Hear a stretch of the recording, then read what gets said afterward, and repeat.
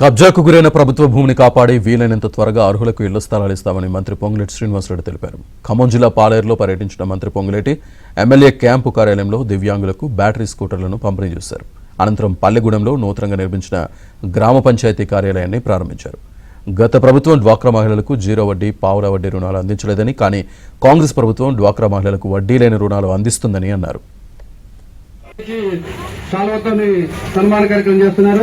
ఒకసారి చప్పట్లు కొట్టుగా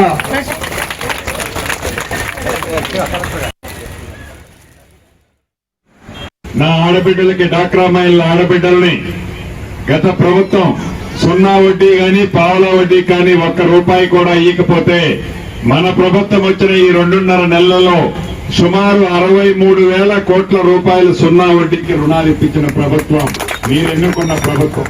వృద్ధులకి, వితంతువులకి, ఇతరత్ర కూడా పెన్షన్ అప్లై చేసుకోమని చెప్పాం.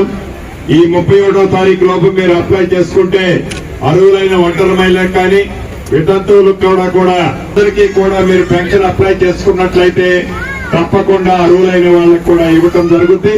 వీటితో పాటు మొదటి విడత ఇందిరమ్మ ఇల్లు ఈ నియోజకవర్గానికి 3,500 ఇచ్చాం. రెండో విడత మళ్లీ 2,000 కొన్ని 2,000 ఒకసారి, మిగిలినవి కూడా అర్హులైన వాళ్ళకి ఇంకా కొన్ని కూడా శాంక్షన్ చేసే కార్యక్రమం చేపడుతున్నాం.